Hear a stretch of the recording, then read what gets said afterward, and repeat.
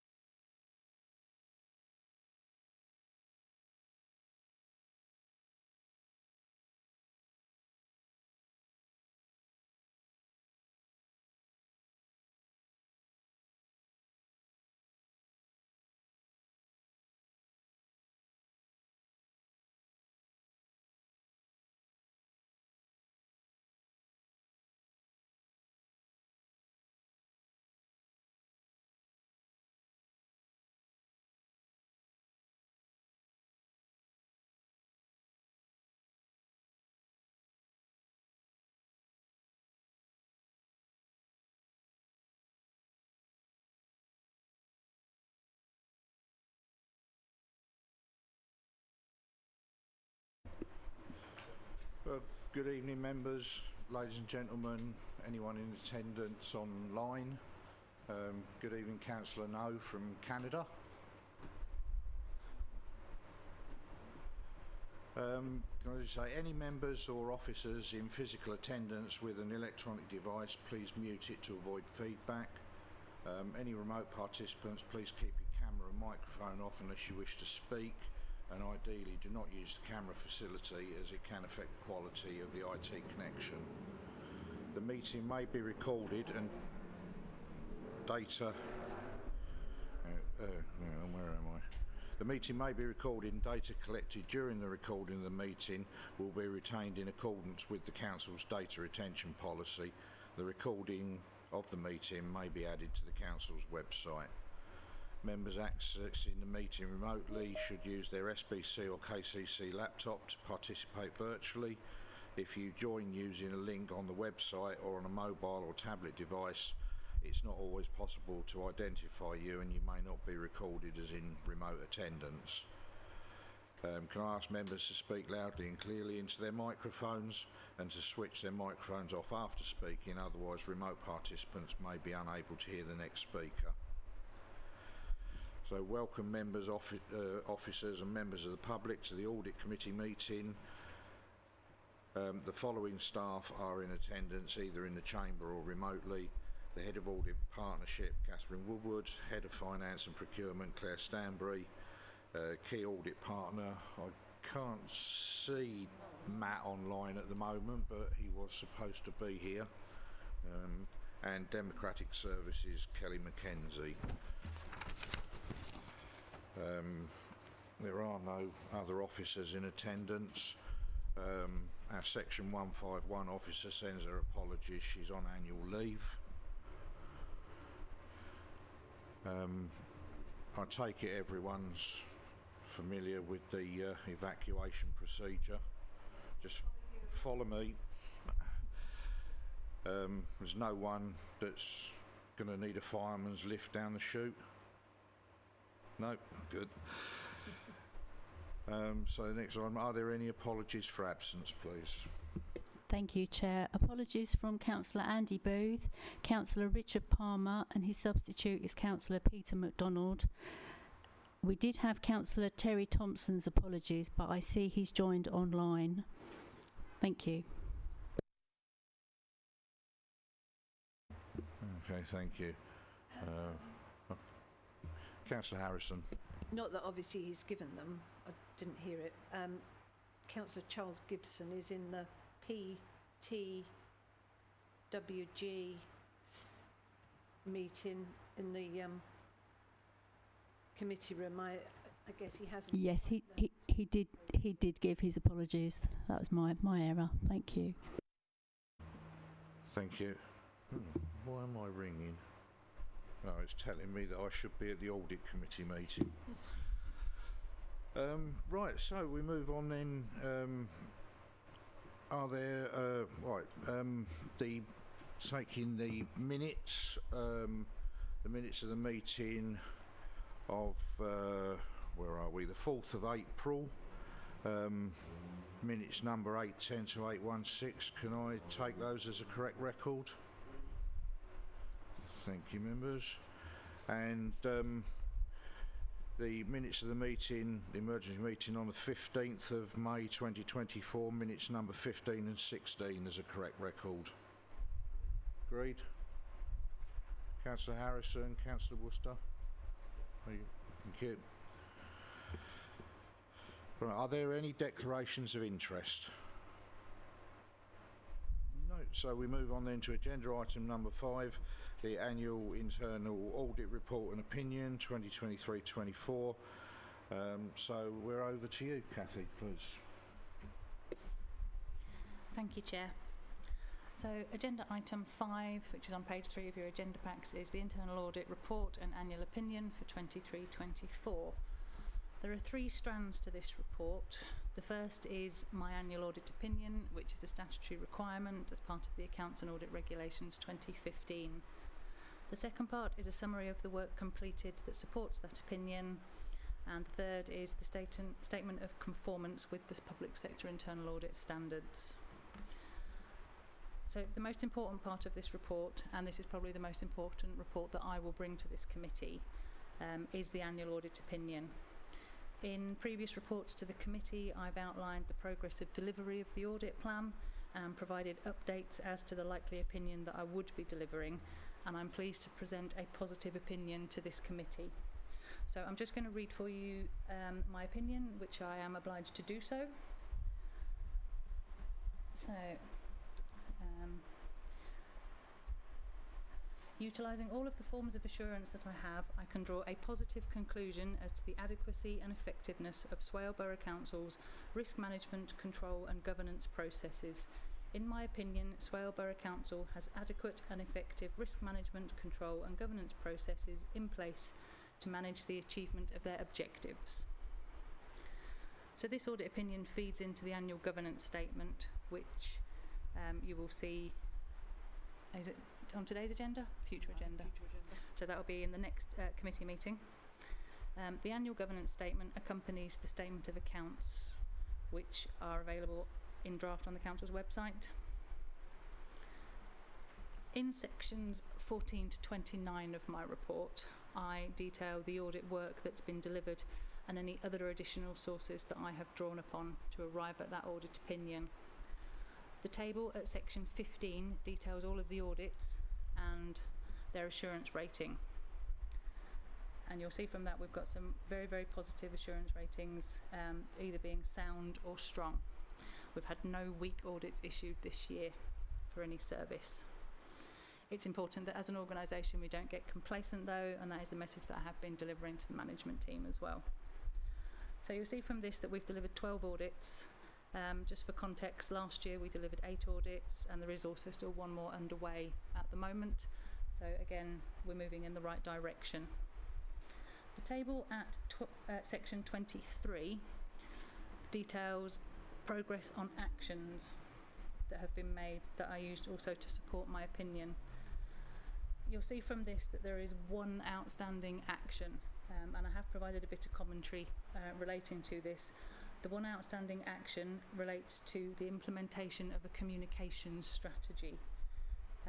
This is in progress and the strategy has been drafted, and it's currently sitting with administration group leaders, and officers are waiting for member input before we can conclude on this action.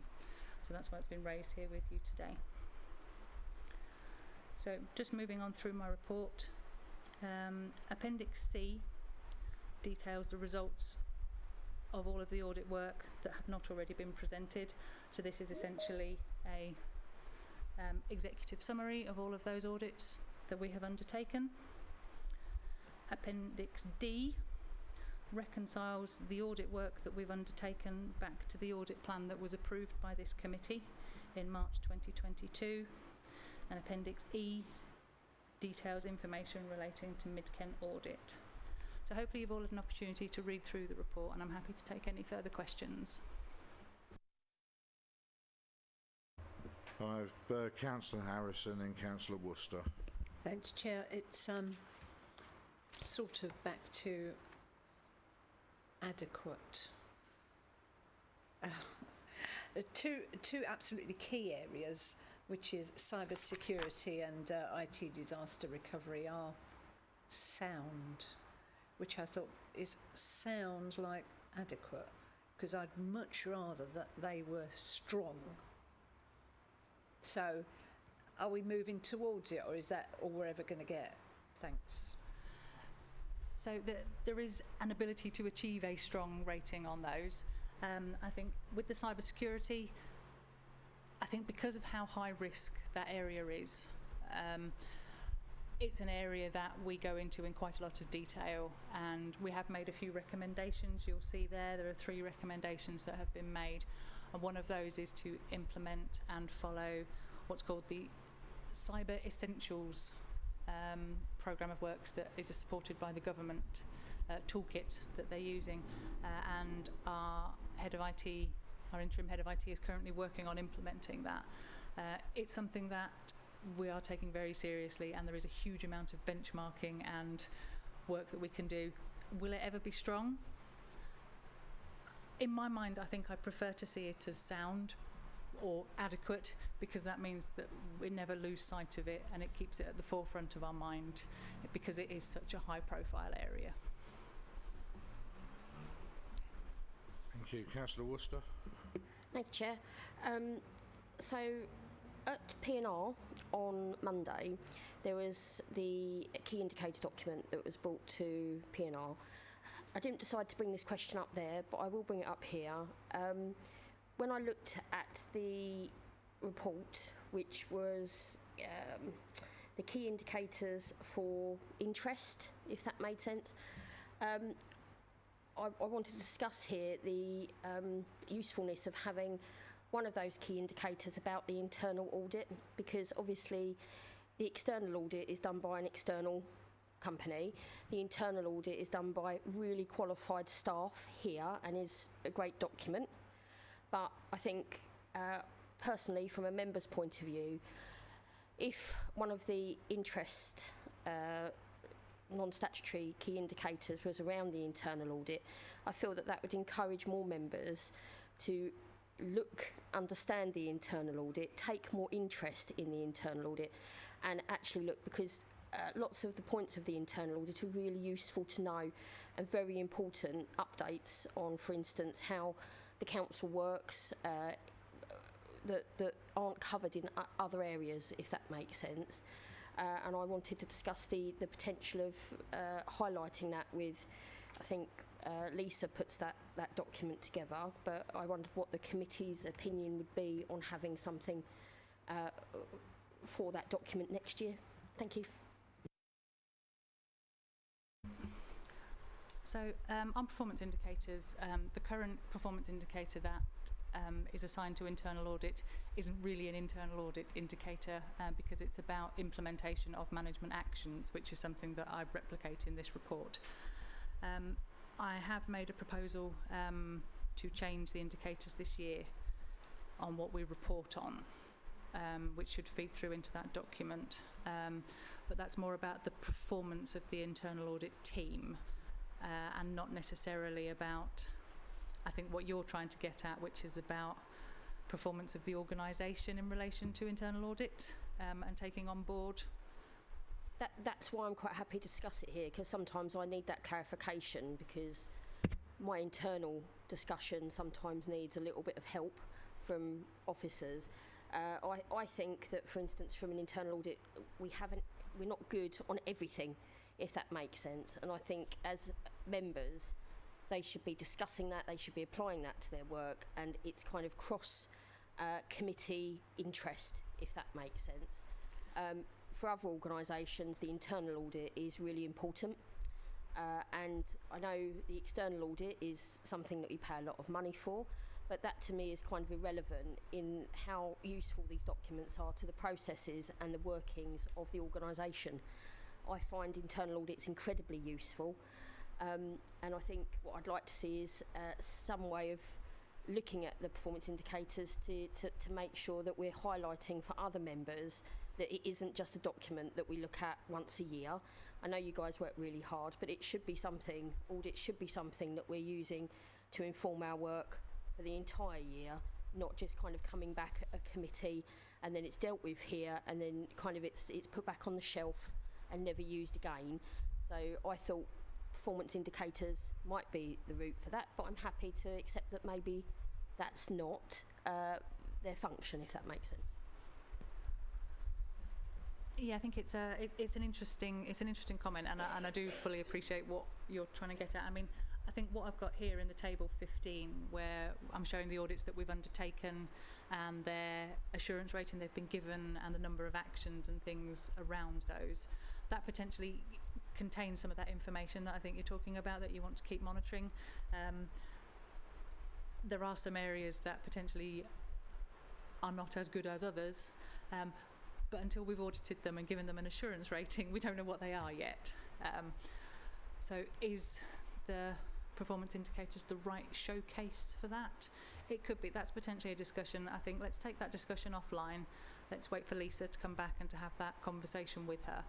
I think would probably be the best thing. I mean, by all means, if other members do have any comments about performance and where else this could be showcased, then we'll take that on board and we'll take it back and have a discussion with Lisa and with members who have got some input, who want some input into that. Thank you. Councillor MacDonald, please. Yes, thank you very much. Yeah, I've got two questions. It's probably through my ignorance. One is it may or may not fit in with this, is the dust cart contract. That's the best thing that I can say. And the other one, of course, is in here, and that's grounds maintenance. So there are two contracts that I think we need to sort of look at fairly closely. Thank you.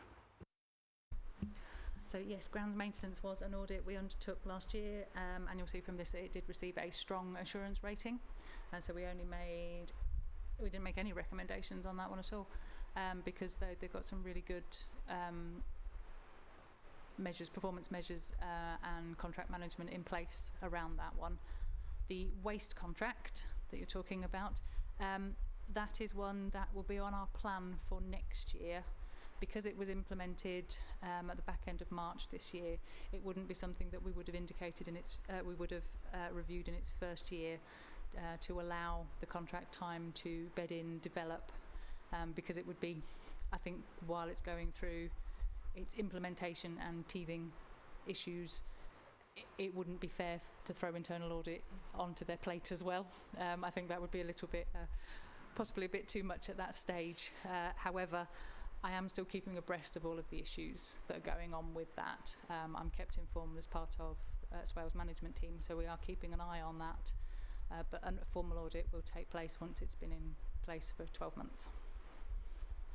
Yeah, thank you very much.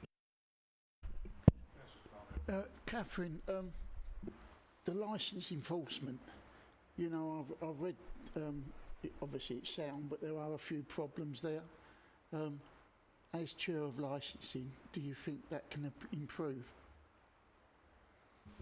Absolutely, that's the point of the audit. Yeah. That's what we do. You know, we go in and we look and we see where things do need to improve. We follow up on these recommendations. It wasn't the weaknesses identified were not significant enough for it to fall into a weak category audit. That would be a point that we would start to be a bit concerned from that aspect. So can they improve? Absolutely. In terms of the recommendations, some of them they've already completed, which is good. Some of them are not due yet, but no, I have no massive concerns. If I did, I wouldn't have given it a sound assurance. Thank you, Catherine. Thank you, Councillor Carnell. Can I just confirm, Kelly, we didn't obviously have the special meeting of full council to discuss the waste contract. I may have seen it on there. Is it coming to full council next week? So it'll be next Wednesday. There'll be an agenda item. No, thank you. Councillor Worcester. Sorry, one thing that I did forget to ask was that, going back to Monday's meeting, we had a considerable amount of potentially negative data around planning enforcement. And I was wondering, is there any mileage in requesting that as an area to be looked at for internal audit as opposed to just looking at it for external audit? Or would you say actually because it's kind of made it onto that document we wouldn't have to look at it? But that for me was quite a concerning turn up at that meeting. I know there's reasons behind it, but I would possibly suggest that we need to give that area as much support as we can. Thank you. Okay, it's not something that we've got on the audit plan this year. I'll have a look at when it's due to be on the audit plan next, and by all means we can certainly take your recommendations on board when we're drawing up our plan. And as we say, the audit plan for 24-25, it is flexible, so if we do need to review anything more urgently, then we can take that into consideration. Thank you.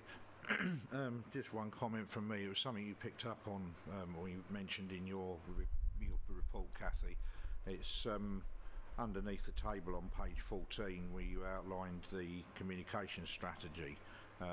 This is officers waiting for member input. Have you got any idea when those particular officers are due to give you their input or give the input back to the council? At this precise moment, no. The last feedback I had when I was writing this report and updating my recommendations, we were in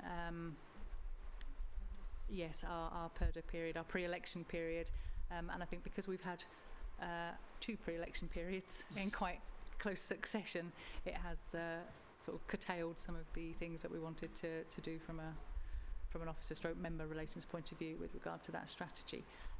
So it's one that I believe we have the recommendation was to be completed by the end of summer. Is if we ever get a summer, I'm not quite sure when to determine when the end of summer is, but that's when we're looking to do it. So in terms of our next progress report to this committee will come in October, November time. I would hope it would be complete before then. That's my hope, but obviously it's not my action to take away, so that's a management action to undertake. Thank you. Right, so any more questions or comments, members? Councillor Worcester. Sorry, just on your point about the comms input, is that not something that we could raise as a question from the committee to actually nail it down a little bit stronger, that actually this committee would like to see a more constructive date put to that work, because I feel that would benefit lots of members and the council in general to really see, because it's very important, I feel, that work, and I would like to see that coming forward faster rather than slower, if that made sense. So I know particularly it's not something, you've already mentioned it in your report, but is that something that this committee could highlight to show that actually we believe that the council is stronger the faster that comes forward, if that makes sense?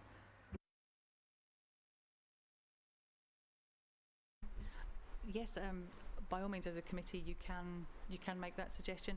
Who would you be making the recommendation to? Councillor Harrison. Tell me if I'm putting words in your mouth. I think what Councillor Worcester was getting at was that the chair of proposing that the chair of this committee writes to the administration group leaders and says, you were sent a comms strategy, draft comms strategy on. When are we going to have a response? Because this needs to come before the audit committee. And we need to plan it in, or words to that effect. And I'm saying that because I know we pulled up the previous administration on a previous audit committee on something as well. You know, that we are without fear and favour sitting in this room. So, if that was that what you were proposing? I'd just like to thank Councillor Harrison, because that's exactly what I was proposing in a much more concise and constructive way of doing it. And every day's a school day, so I'm very pleased to have input from members, because obviously this is my first round of sitting on the audit committee, so I'm very much looking for guidance in that way. So thank you very much. That's very kind. Oh, thank you, Councillor Worcester and Councillor Harrison, for that. Yep, indeed, I will undertake to write to the group leaders within the week to ascertain when we might have their response to this this item that's still outstanding. Treat them like staff. If you remember, we had a special meeting of this committee because some staff hadn't done the recommendations of an audit recommendation from God knows how many years ago. Do you remember? That was. I do, Councillor Harrison. Yeah. Those are the minutes I'm yet to sign. So that we should be treating everybody equally. We could have them here. So are you putting an amendment to Councillor Worcester's proposal that I ask the administration group leaders to attend a special committee meeting, because I'm quite happy to do so. If that needs a seconder, I'll definitely second that. Yeah, I think that would be a very good idea. Okay, members. If they're brought before us, that means we're not happy. If that's your wish, I shall, through the officers and our Democratic Services office, if you could look at some possible dates, please, Kelly. I don't want to put in, unnecessary meetings, but as Councillor Harrison said, we did have that special meeting when we called the officer in. So yeah, if you can let me know of potential dates, and I'll draft the letter and email it to you, inviting the administration heads, leaders, to that meeting to explain themselves. Thank you, members. Sorry, can I just interject? I think just on that, I think obviously it's your committee, and you can do as you wish in that sense. I think it might be prudent of me to, because obviously this was written 3 or 4 weeks ago, so I think what I would propose to do first is, if it's okay with you, if I contact the officers in relation just to get an update as at today, shall we say, to share with you all as committee members, and then following on from that you can take that action when we see exactly where we are, just to make sure that we're not asking them to attend something when it may already be in traction. Yeah, if we can check with the officers, mind you, would that come to you, or would that go to the 151 officer? Would what come to me? The responses from the group leaders on comms. It would go to the officer who the action relates to. So this is Phil Sutcliffe. Right. So I would be chasing Phil. So what I propose to do is I will contact the officer just to see where we are, if we have any further updates as at today, tomorrow. Okay. And then I will copy in the whole of the audit committee into this comms so that you can all see, and then you can take your action from that response. Members, are you happy that Catherine takes away and speaks to Phil Sutcliffe tomorrow, and then comes back with an answer? If the answer is no, he hasn't received any communications, then we go ahead and invite the group leaders before a special committee.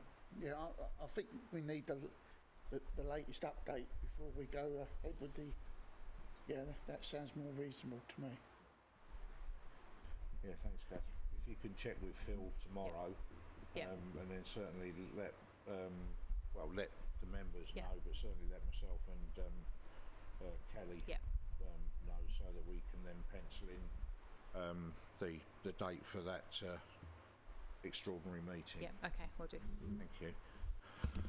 Okay, so we now go back to the recommendations.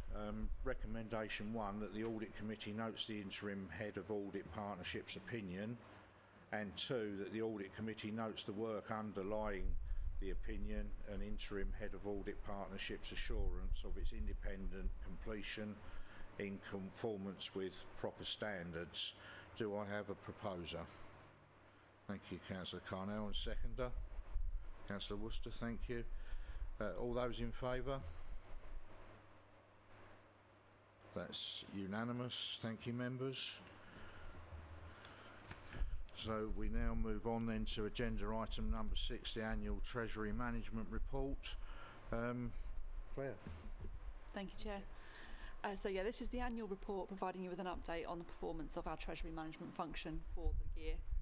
It's important that we have an effective Treasury Management function to ensure that we manage our finances and cash flows in an effective way whilst ensuring risks are controlled as far as possible. We had £10 million of borrowing at both the start and the end of the year, but actually borrowing was at £5 million for much of that period. A further £5 million loan was taken out towards the end of the year to pay for the waste vehicle fleet, as was always planned.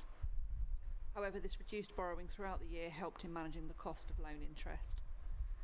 Excess cash was invested for relevant time periods in money market funds throughout the year to manage cash flow appropriately, and the average amount invested on any day was £23 million, with £15.2 million invested on the last day of the year. After the turmoil of 22-23, 23-24 was more settled, with inflation falling and interest rates increasing through to August before then remaining steady, albeit at a rate not seen since early 2008. As in previous years, Swell remained as an authority that was investing more than it was in borrowing, so the high interest rate was generally beneficial in terms of investment income received. The current loans that we have are at rates higher than we've seen for quite some time, but borrowing levels have been managed to reduce the burden as far as possible, and loan lengths have also been considered to try to take advantage as interest rates do start to fall. Cash balances have increased over the year, but are generally at levels that we would expect as part of business as usual. Previous years have seen higher levels of cash, but that was mainly due to COVID grants that were paid to the council in lump sums before being distributed or returned where they were higher than required. Those balances of grants have now been repaid, and so they are no longer impacting the balance of cash held, and we are back to more of a business as usual level.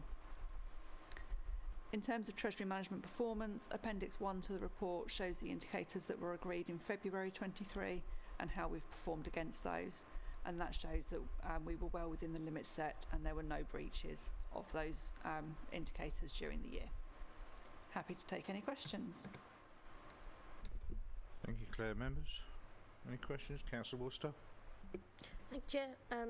So again, happy to be corrected, but when we're looking at this strategy, how does this fit in with the LUF project funding and the way that potentially goes forward, especially with regards to option 2 projects? I mean,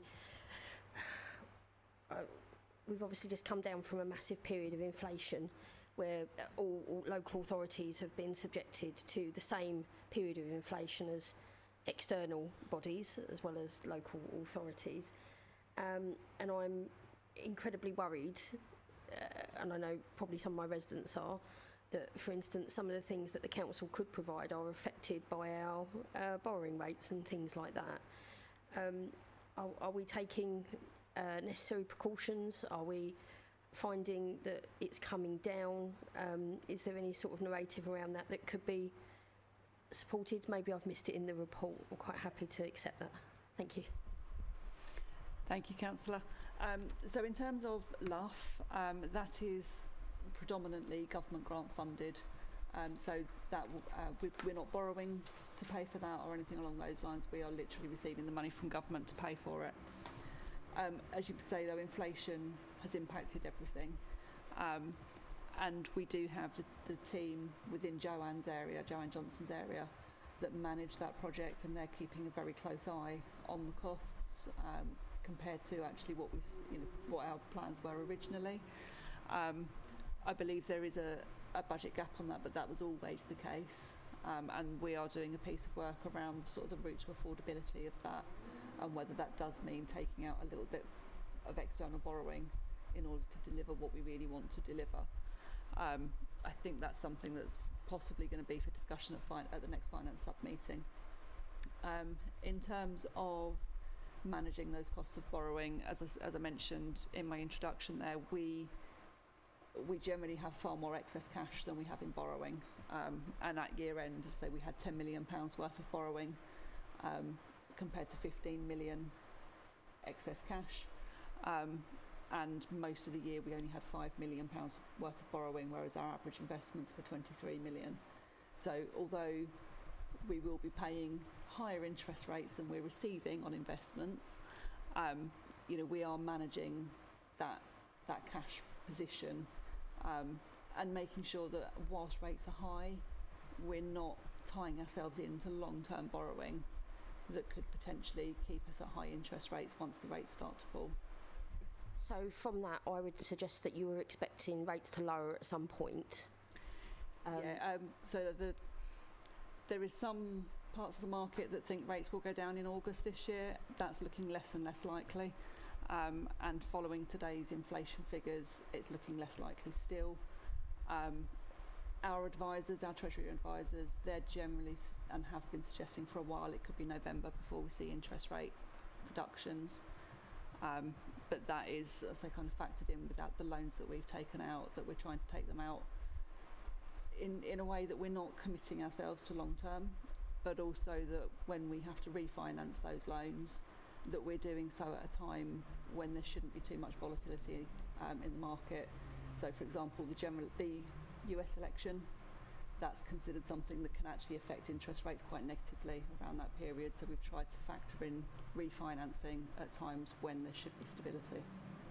So instead of another council having to jump in for me, I suppose my actual crux of that question is, are we leveraging every lobbying power that this council has in making sure that, for instance, the government who could possibly look at lower rates of interest or providing finance vehicles for local councils and local authorities in general, are we doing enough to kind of join with our other partners, local councils, in saying, actually, we are suffering detrimentally from that? Because obviously the lacking of borrowing power that the council has could be argued that actually stops work for local councils being able to borrow at a decent rate.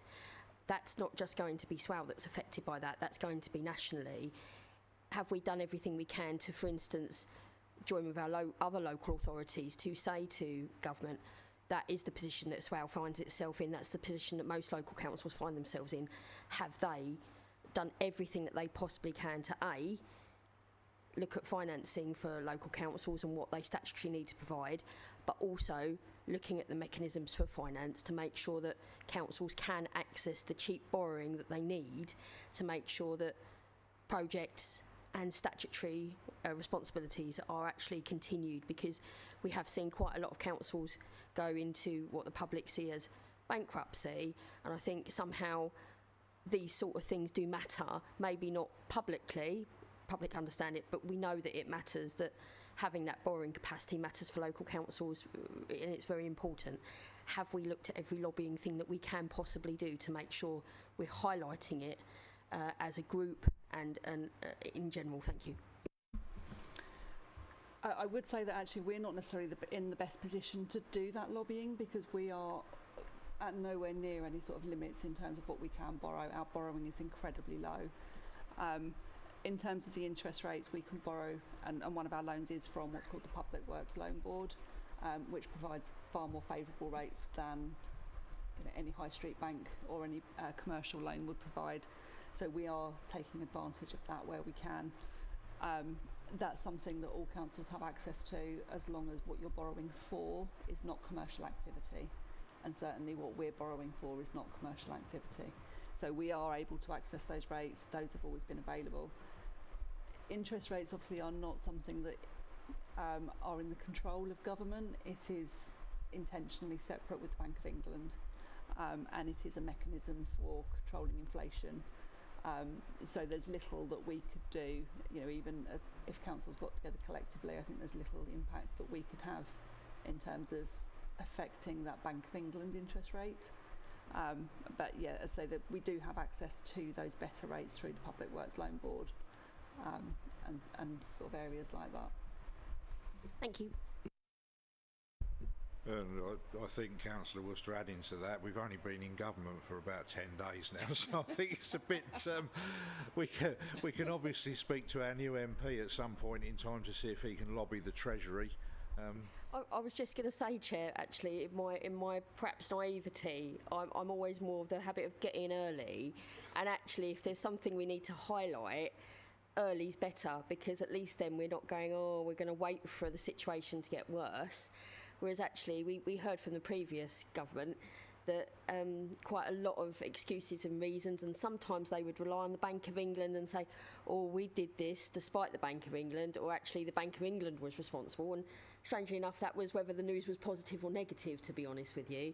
But I just wanted to make sure that actually, if there was a position we could take as councils to say, we very much need this sort of thing to carry on our work as standard, I'm more for that than, for instance, having to withdraw work and say to people, well, actually, because of the national picture, it's difficult for councils to operate. But if you're saying, for instance, we've got that vehicle already, then I'm absolutely happy to have that reassurance. Thank you.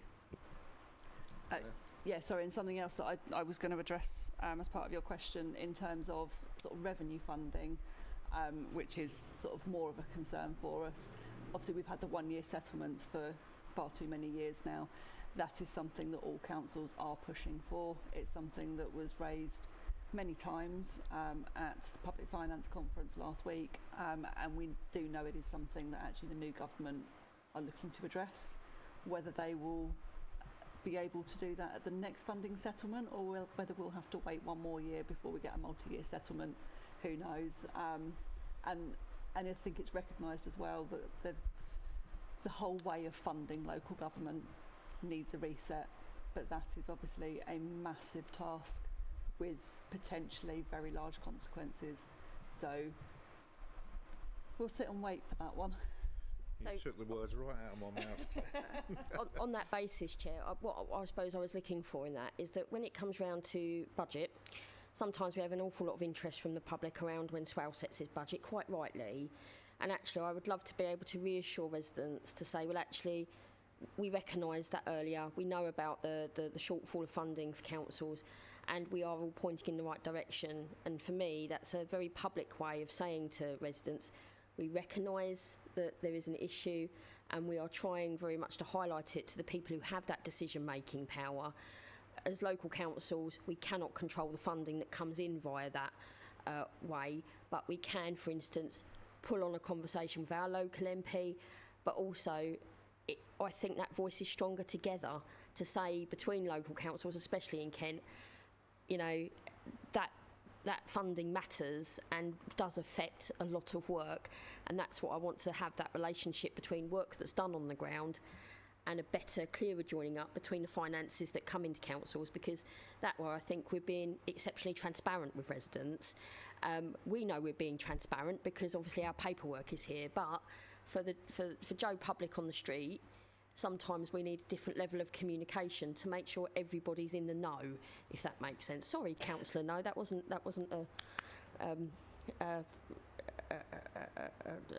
an issue. Sorry, I didn't even think about it. But you want to make sure the public know what you know, if that makes sense. And if we can do that via a letter or a lobbying letter or something of that nature, that's kind of where I was heading with that one. Thank you.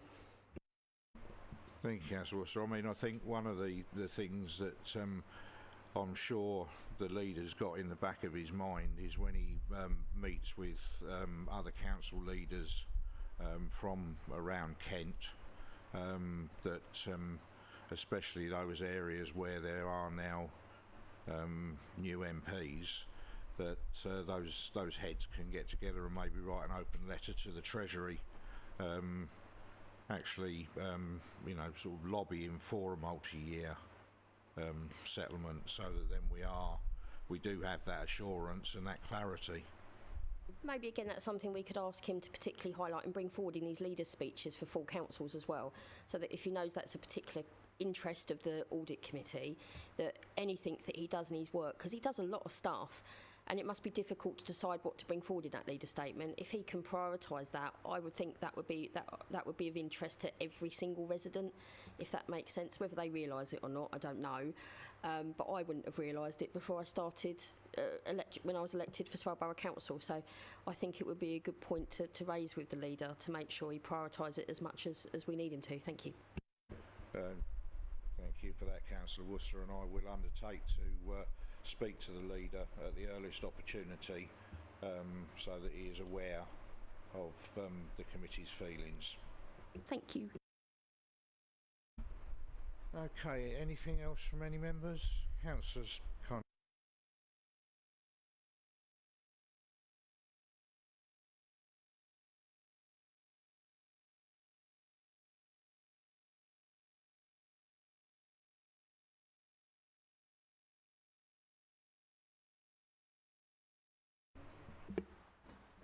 Yeah, I appreciate that, Councillor Carnell, and I'll take that board on point.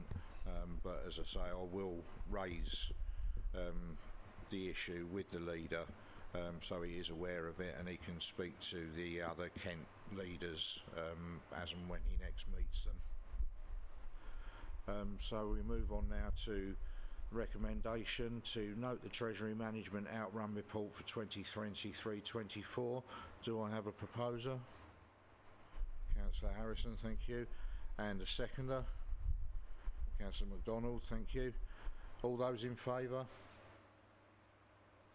That's unanimous. Thank you, members. Could I just say one thing, Claire? I thought very good report. Thank you. Yeah, thank you to both Claire and Cathy for their most comprehensive reports to the committee. So I now close the meeting at 19:45. Thank you, members.